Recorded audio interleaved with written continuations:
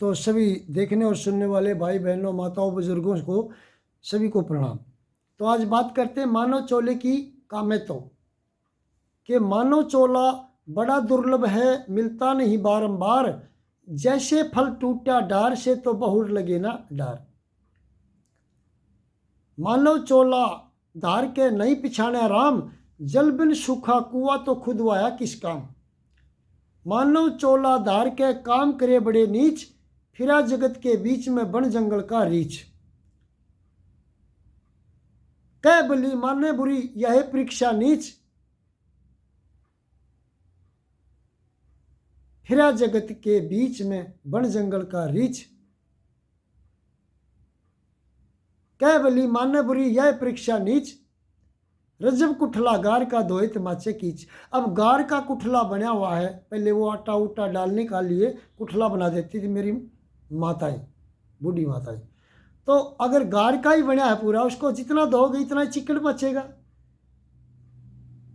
तो इसलिए जो मूड व्यक्ति होते, जो समझना नहीं चाहते, जो बहसबाजी करते, उनको समझाने का ऐसा है जैसे मिट्टी के कुठले को धोना।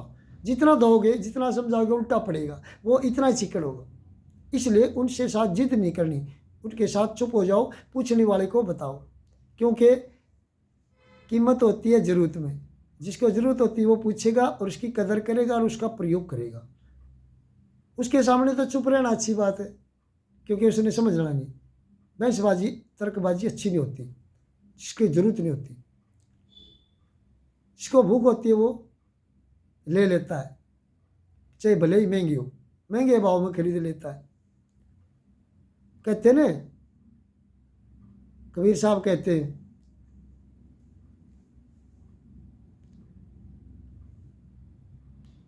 इन लाला की गाठड़ी बना बगैर बिना गाक मत खोल, आएगा कोई जौहरी बच्चा ले जा महंगे मोल। जौहरी भी कह दिया और बच्चा भी। जौहरी का मतलब परखने वाला, तेरी गुरु तू बनया बैठा है, तेरी बातों को परखने वाला कोई जौहरी भी आएगा और उस बात को तेरा चेला बन के आएगा और उनको परखेगा और खरीद लेगा। महंगे भाव का मतलब है तन मन धन उसी रास्ते पे लगा देगा, जैसे वो रास्ता सच्चाई का अपनाएगा, उसी रास्ते पे लगा देगा तन मन धन, और वो इसलिए जौहरी होगा। वो कहते हैं ना, एक बार महात्मा बुद्ध ने अपने शिष्य को एक हीरा दे दिया। तो वो कह रहा था, लड़का कि जी आत्मा को परमात्मा का ज्ञान या आत्मज्ञान होने पर क्या कीमत हो जाती है, और मेरी और या ज्ञान की कैसे कीमत होती है कि ये पत्थर, ये हीरा ले जा और बाजार में इसकी कीमत अकवा के लिया, लेकिन बेचना नहीं, और हर प्रकार के दुकानदारों के पास जाना। पहले वो सब्जी वाले के पास गया, सब्जी वाले से कहने लगा ये आप लेंगे। उन्होंने देखा बड़ा सुंदर चमकीला पत्थर है, हीरे की तो पहचान नहीं थी, सोच लिया ले लूँगा, अच्छा है भाई, क्या देगा। सब्जी वाले ने कहा भाई मैं आपको 10 किलो आलू दे दूँगा। ठीक है भाई, मैंने बेचना नहीं। आगे फल फ्रूट वाले के पास गया, फल फ्रूट वाला कहने लगा कि भाई मैं इसके आपको 10 किलो सेब दे दूँगा, कि नहीं। आगे परचून की दुकान वाले के पास गया, परचून की दुकान वाले से दिखाया कि ये लेगा, हाँ बड़ा चमकीला पत्थर है, ले लूँगा, क्योंकि पहचान नहीं थी हीरा, हीरा है लाखों करोड़ों का। तो उन्होंने कहा भाई आप क्या देंगे, मैं आपको एक आटे की बोरी दे दूँगा। कहने लगे नहीं। फिर वो सुनार के पास गया। अब सुनार ने देखा है तो हीरा, लेकिन उसको कीमत का पता नहीं, लालच में था। उसने देखा कि भाई मैं आपको इसको 50,000 रुपये दूँगा। 50,000 रुपये नहीं भाई, कम है। कि 2 लाख रुपए दूंगा, कि नहीं कम है। फिर अपनी मर्जी से आप बता दीजिए, मुँह मांगी कीमत दूंगा, कि नहीं बेचना नहीं। फिर जौहरी के पास गया जो सिर्फ हीरे की परख करता था। सुनार और हीरे की परख वाले जौहरी के पास दो चीज़, एक चीज़ की कीमत होती है सिर्फ परख की। अगर सोनार के पास कोई भी सोना दुनिया पैरती, परखी पास सुनार, और बिना परख के राजू नंदरी दुनिया टक्कर मार। कि जिसके पास परख है उसकी कीमत है, और पूरी दुनिया भी सुनार पे विश्वास करती है सिर्फ परख की वजह से। सोना तो दुनिया पहनती है और परखवाने के लिए सुनार के पास जाते। भले वो सोना या सोना है तो सोना ही बताएगा, पीतल है तो पीतल ही बताएगा। क्यों? क्योंकि उसके पास एक ही चीज़ की कीमत है, परख की। जिस दिन सुनार ने झूठ बोल दिया उस दिन सुनार का विश्वास समाप्त हो जाएगा, कोई भी नहीं विश्वास करेगा, कोई नहीं जाएगा। और जोरी ने हीरे की परख में गड़बड़ कर दी, उसी दिन उसका विश्वास समाप्त हो जाएगा। इसलिए उनके पास एक ही कीमत होती है। तो जोरी के पास गया और हीरा देखा जोरी ने कि लेगा, ओहो, क्योंकि देखते ही इतना भावुक हो गया कि अंदर से रुक रुक रुक अंदर से एक लाल कपड़ा लाया सूती और उस पे रखा कि आप मेरे मेहमान हैं, आपकी भी मैं कदर करता हूँ। मेरे द्वार पे आपके द्वारा इतनी महंगी चीज़, इतना कीमती हीरा आया है, अनमोल हीरा, इसको मैं इसकी मेरे को दर्शन हुए ऐसे हीरे के, मेरे द्वार पर आया है और आप इसको लाए तो आपका भी आदर है। इतना ही आपका आदर है, इतना है इसका, तो ये अनमोल है। तो उस पर कपड़े पे रखा और उसको नमस्कार किया और कहा कि इसकी कीमत मेरे पास नहीं है देने के लिए, ये करोड़ों का हीरा है और मैं इसको खरीद नहीं सकता, लेकिन इसकी कीमत करोड़ों में। कीमत ज़रूर बता दी लेकिन लालच में खरीदा नहीं। क्यों? क्योंकि उसके पास परख की कीमत है और परख की उसकी मतलब दुनिया में उसकी वैल्यू है, परख के कारण। लालच में खरीदा नहीं कि मैं कीमत नहीं दे सकता, लेकिन कीमत इसकी ये है और आपका आदर है, आप भोजन पानी ग्रहण करें, सेवा, उसकी भी सेवा की उसकी, तो वापस ले गया कि बेचना नहीं। अब बेचना भी नहीं किसी को, क्योंकि इसकी कीमत करोड़ों में है। अब वापस गुरु जी के पास गए, महात्मा बुद्ध के पास, उनके शिष्य आनंद, तो उन्होंने क्या कहा, अगे जी आज पता चला कि भाई दुनिया में ऐसे ऐसे सब ने रेट बताए। उन्होंने सारी हिस्ट्री बताई जिस प्रणाली से वो गुजरे। तो महात्मा बुद्ध कहने लगे, तेरी भी और तेरे बातों की, तेरे ज्ञान की भी, जैसा आदमी होगा अपनी कैपेसिटी और अपनी समझ के आधार पे आपकी और आपके सामान की, आपके ज्ञान की कीमत बताएगा। लेकिन ऐसे जोरे भी होंगे, कहते हैं कहीं दुनिया में हीरा, किसी खान से हीरा निकलता तो उसके परखने के लिए जोरे भी मिल ही जाते हैं। अगर आपको ज्ञान ये पैदा हो गया आपके अंदर, तो आपकी भी कदर करने वाले मिल जाएंगे, लेकिन सब नहीं। क्यों? सबको परख नहीं होती, आपके ज्ञान की भी परख नहीं होती और आपकी भी। इसलिए कोई न कोई मिलेगा, जैसा जिसको समझ में आप आओगे, आपका ज्ञान आएगा, वो वैसी ही आपकी कदर या वैल्यू करेगा। इसलिए मानव चोले की कहते हैं कि भाई मानव चोला क्यों कीमती है? क्योंकि ये सबसे ऊपर वाली पीढ़ी है और ये इसके बाद में जिन्ने की पीढ़ियाँ ख़त्म हो जाती हैं। हम छोटी से छोटी योनि से गुजर के आए हैं, जन्म लेते लेते ये आखिरी पीढ़ी है और 84 लाख के जिया जुन्नी के चक्कर में एक बार चक्कर में ये पूरा होता है, जब इंसान के चोले में पूरा होता है। इससे हम आखिरी पीढ़ी से छत की तरफ भी जा सकते हैं, जिसको हम परमात्मा कहते हैं, और छत की तरफ नहीं गए तो वापसी, फिर तो नीचे वाले चोलों में। अब इसकी कीमत क्या है कि इसमें कदर करो, समझो और समझो कि आप कौन हैं। और फिर परमात्मा की बात है, क्योंकि आपके घर कोई आता है तो पहले आपसे पूछेगा, आवाज़ देगा, फला फला आदमी है, और आप कहेंगे कि भाई आप कौन हैं। जिस आदमी को आप पूछ रहे हैं, हमारे घर के सदस्य को, आप कौन हैं, कहाँ से आए, क्या काम है, और अगर आप उसको अपना पता नहीं बताएंगे तो वो उसका भी पता नहीं बताएगा, क्योंकि क्या पता उसको मारने के लिए आए। पहले आपका इंट्रोडक्शन करेगा, आपकी जान पहचान लेगा कि आप कौन हैं, फिर आपको बताएगा। इसलिए पहले अपने आप को जानो, फिर परमात्मा की बात है, क्योंकि आपकी पैड़ी के ऊपर से ही होके गुजरेगा और फिर परमात्मा तक आप पहुँचेंगे। इसलिए खुद को जानने की कोशिश करें और मानव चोले का रहस्य और इसकी महत्व और इसकी कीमत समझें। तो एक भाई, एक आचार्य हुआ करते थे, पहले गुरुकुल होते थे जंगलों में, और साथ में एक सन्यासी भी रहते थे पास में, और वो बच्चों को माँ बाप की, समाज की, बड़े बुजुर्गों की कदर करना, नमस्कार करना, पैर छूना, आशीर्वाद लेना, ऐसी बातें सिखाते थे वो आचार्य। लेकिन खुद अपने घर के कलेश से बड़े परेशान थे। तो एक दिन उनके अंदर विचार आया कि आत्महत्या कर लूँ, लेकिन उससे पहले उन्होंने सोचा कि इस महात्मा से क्यों नहीं मिल लो जो पास में रहते, शायद मेरा समाधान मिल जाए। उनके पास गए, प्रणाम किया और कहने लगे, महात्मा जी कहने लगे, आप मायूस से नजर आ रहे। हाँ, मायूस हूँ बाबा जी, मायूस हूँ, तो मेरा समाधान बताइए कि क्या है, कि मैं आत्महत्या करने के लिए जा रहा हूँ।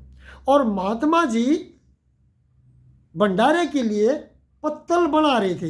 ये जो पत्तल होती थी पत्तों की, पहले भोजन करने के लिए व्यवस्था होती थी, तो वो पत्तल इतने तरकीब से बना रहे थे, इतने ध्यान से बना रहे थे, इतनी तरीके से बना रहे थे और पूरी मजबूती के साथ गांठ रहे थे उनको।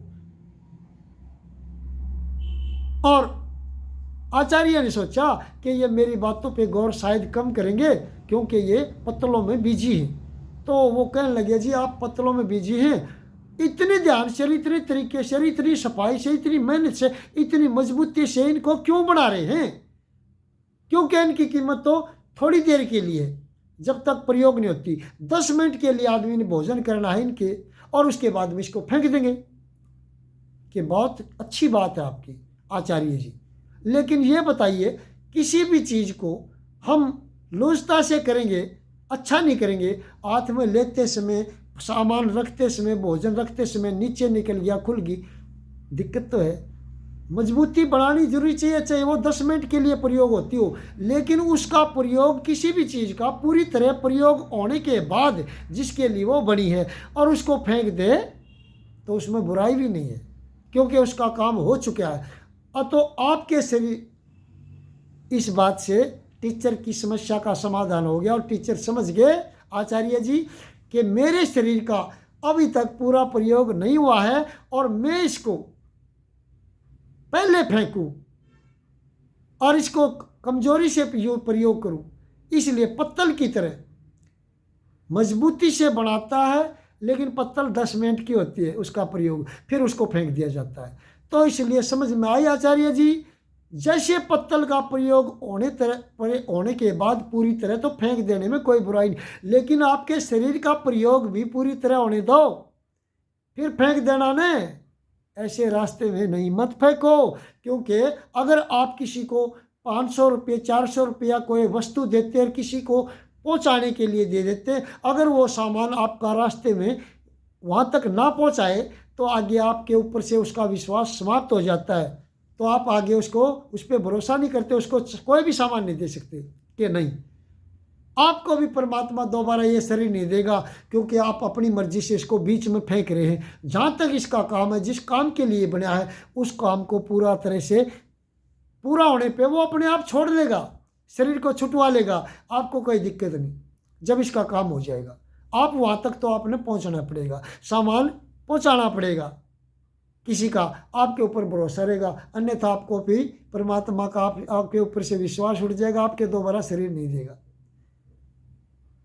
इसलिए फिर का मानव चोले की एक इंसान, मानव चोला एक ऐसा है कि एक बार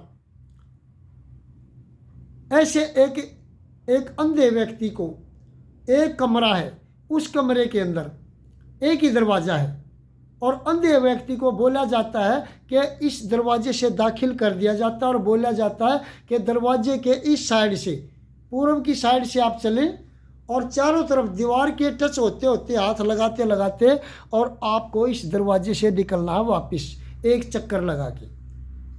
ये 84 लाख का योनि का चक्कर है। जैसे वो अंधा आदमी कमरे के अंदर से दीवार के हाथ लगाता लगाता और चलता रहे तो वो इस दरवाजे पे आ सकता है।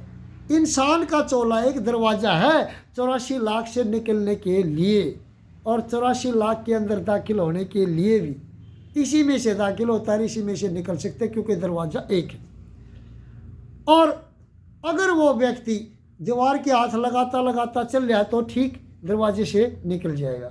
अगर वो दरवाज़ा आने से थोड़ी सी पहले उसको खुजली हो जाती है, अगर वो खुजली चलता चलता और दोनों हाथों से करे तो दरवाज़ा जब तक निकल जाएगा, और फिर हाथ करेगा लगाएगा तो आगे दीवार ही मिलेगी, फिर पूरा 84 का चक्कर, कमरे का चक्कर। इस तरह से खुजली हो जाए तो क्या करना है, या तो एक दीवार से हाथ के लगाए चलते रहो और एक हाथ से खुजली करते रहो, या फिर रुक जाओ और दोनों हाथों से खुजली करो, खुजली करके फिर दीवार के हाथ लगाओ, फिर भी दरवाज़ा आ जाएगा। लेकिन हम क्या करते हैं, आशा तृष्णा की खुजली हो जाती है, भ्रम की खुजली हो जाती है, ज्ञान के बगैर, संतों की संगति के बगैर, सत्संग के बगैर, तो हम क्या करते हैं, इंसान के चोले को दरवाज़ा जो मिला है इसको हम ऐसे खो देते हैं जब ये निकलने का टाइम आता है, ये मनुष्य का चोला मिलता है, इसमें हमारी आशा तृष्णाई खुजली हो जाती है और हम रुक के भी खुजली नहीं करते, चलते चलते भी करते, एक हाथ लगा के भी खुजली करते एक हाथ से और चलते रहे, फिर भी दरवाज़ा आ जाएगा। हम दोनों हाथों से खुजली करते जब तक वो दरवाज़ा निकल चुका होता है। ऐसा हमारे साथ भी होता है।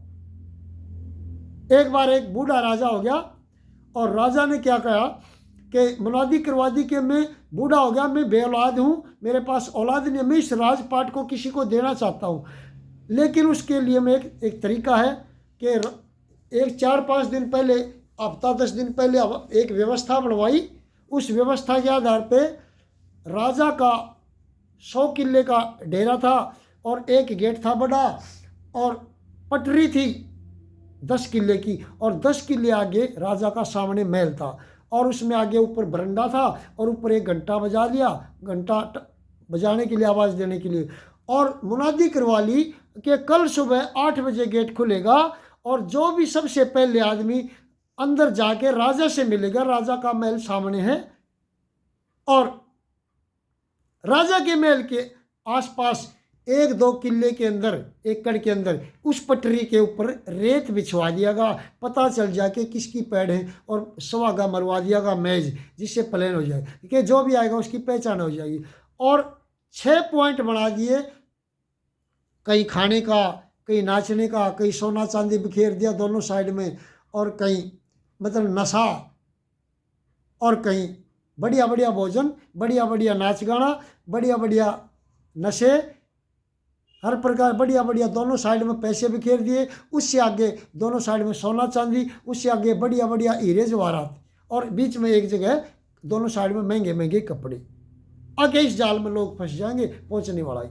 तो जब मुनादी करवाई तो कुछ लोग तो मुनादी सुनते ही डेड हो गए, अरे भाई ऐसा थोड़ी होता है, ये तो सब मन गढ़ंत बातें, तो वही डेड हो गए। कुछ ने तो विश्वास ही नहीं किया, कुछ ने सोचा कि चलो कोई बात नहीं, तड़के मेला तो देखेंगे, सुबह देखेंगे कैसा होगा। तो सुबह पहुंच गई बहुत ज़्यादा पब्लिक, गेट के पास बाहर भीड़ बहुत ज़्यादा, कई एकड़ का स्थान था, उसमें जुट गई। 8 बजे ठीक दरवाज़ा खुला और जितने भी पॉइंट थे, खाने का, नशे का, पैसे का, कपड़ों का, नाचने गाने का और सोने चांदी का और हीरे जवाहरात का, महंगे महंगे कपड़ों का, हर पॉइंट पे एक आदमी खड़ा कर दिया और उसको ये कैद बोल दिया गया, हुक्म दिया कि आपने आवाज़ देते रहना है बार बार कि भाई यहाँ आने का मकसद राजा से मिलना है, ये आसपास की चीज़ों में भटकना नहीं, ये आवाज़ जरूर लगाते रहना। तो इसलिए वो ठीक 8 बजे गेट खुल गया और पब्लिक जैसे पानी का बंधा टूटता है और पानी भागता है, पब्लिक ऊपर नीचे, कोई ऊपर गिर गया, कोई नीचे गिर गया, नीचे गिर गया, उसमें पैर टिक रहे। और घुसते ही उन्होंने देखा नज़ारा, या तो कुछ और नज़ारा है। अरे जो भोजन के भूखे थे, लपटी आई, खाने की तरफ दौड़ पड़े, उससे आगे बढ़े कुछ वो नशे की तरफ दौड़ पड़े, दोनों साइड में हर प्रकार के नशे थे। अरे सोचा भाई भोजन वालों ने भोजन तो खा लो, राजा तो पता नहीं एक कोई मिलेगा, राज तो क्या पता वो कौन पहुँचेगा, क्यों भीड़ में पैर कटवाए।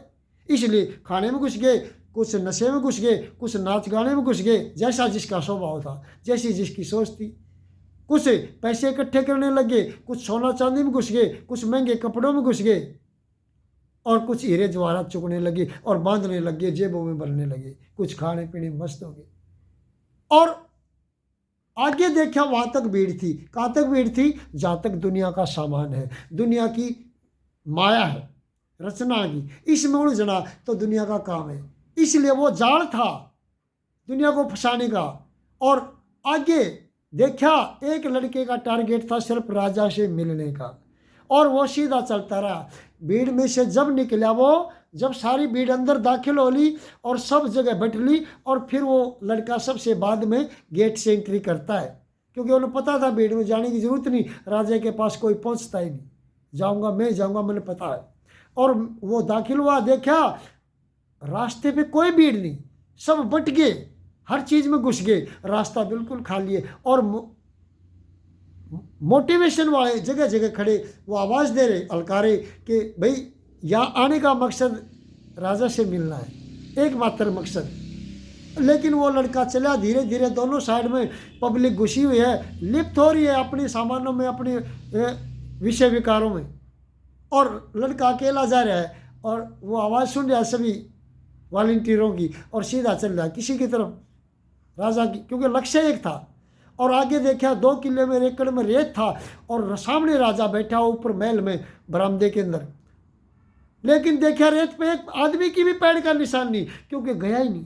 अरे भाई, सच्चाई के रास्ते में, परमात्मा के रास्ते में भीड़ नहीं होती, वहाँ तो जाने वाला ही कोई कोई होता है, वहाँ तो कोई मुसाफिर ही नहीं मिलता, अकेले का सफ़र होता है। भीड़ तो कहाँ तक थी, जहाँ तक दुनिया का सामान है, इसलिए उससे आगे भीड़ नहीं थी। अकेला जा रहा है, आराम से जा रहा है, कोई भीड़ नहीं, कोई धक्का मुक्की नहीं, और रेत के ऊपर से अकेले के पैर के निशान होते जा रहे, और सीधा आराम से जाके राजा से मिला, और राजा ने घंटा बजा दिया, और सबकी एंट्री होने के बाद में गेट बंद कर दिया गया, और बोल दिया गया कि मेरा काम जो मकसद था वो पूरा हो गया, और ये लड़का मेरे से मिला है, आज से ये सारा सामान उसी का है राजपाट।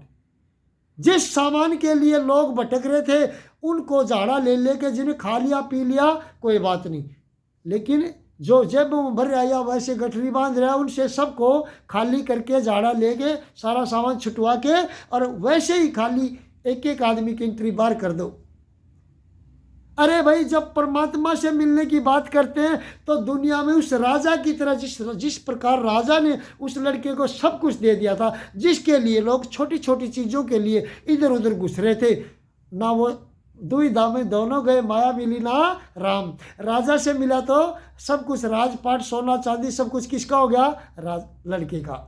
और जो तृष्णा में घुसे, उनसे जो खा लिया पी लिया ठीक है, नहीं तो जो बांध रहा था, गठड़ी बांध रहा, वो फिर भी कह रहे, लोग छुटवाने लग रहे वॉलंटियर, वो कह रहे अरे भाई थोड़ा सा रुक जा, अरे भाई थोड़ा सा रुक जा, अरे भाई ये भी ले लेने दे, थोड़ा सा और बांध लेने दे, अरे भाई छोड़ दो या कुछ नहीं, मार मार डंडे, सभी से सबको छुटवा लिया, और एक एक को खाली नंगा करके गेट से बाहर कर दिया। इसी तरह ठीक हमारे को दुनिया में से जब जाते हैं, नंगा करके खाली करके गेट से बाहर कर दिया जाता है, जीवन से, शरीर से और दुनिया से, और हम भिखमंगे की तरह भिखारी होके बाहर निकल जाते खाली, जिस प्रकार से आए थे, यहाँ से कुछ नहीं ले जाते, और हम फंसे रहते इस माया जाल में, और ये हमारे साथ चलता नहीं। और अगर हम परमात्मा से मिलने की बात करते तो जिस छोटे छोटे सामानों में घूम रहे थे, वो तो हमारा पहले से हो जाता अगर एक बार परमात्मा से मिल लेते तो। राजा से मिल गया था सब कुछ उसी का। तो समझने की कोशिश करें, ये खेल ऐसा ही होता है। मानो चोले का महत्व है, मानो चोले की बड़ी कीमत है, तो मानो चोले का महत्व समझें, मानो चोले की कीमत समझें, और इसमें इसका लाभ उठाएं, और इसमें सत्य के रास्ते पर चलें, संतों की संगति करें। संत समागम, हरि कथा, तुलसी दुर्लभ दोय, सुत दारा और लक्ष्मी तो घरे, पापी कह भी होई। बेटा, पत्नी, पति, बच्चे, माँ बाप, धन, ये तो रंडी के पास भी, पागल से पागल के पास भी पा जाएंगे, लेकिन संतों के मिलन के बगैर ये आत्मज्ञान की प्राप्ति नहीं होती, और हमारी जागृति नहीं होती, और हमारा होश नहीं खुलता, हमारी नींद नहीं खुलती, हम सोए रहते हैं भरम भूल की नींद में। इसलिए कोशिश करें जागने की, और संतों की संगति करने से हम जाग सकते हैं। हमारी सूरत फंसी हुई है संसार में, जैसे हमारी टांग फंसी हुई है, जैसे हमारा हाथ फंसा हुआ है, अब फंस तो उसके कारण हम भी गए ना, इसी तरह हम फंस जाते हैं। इसलिए कोशिश करें निकलने का जरिया बनाएं, और संत गुरु महाराज की तरफ से जो हमारे को प्रसाद मिलता है उसे आपसे सबसे बांटते रहते हैं। इसलिए कोशिश करें समझाने की। सभी बुजुर्गों को, भाइयों को, माता बहनों को, सभी को प्रणाम।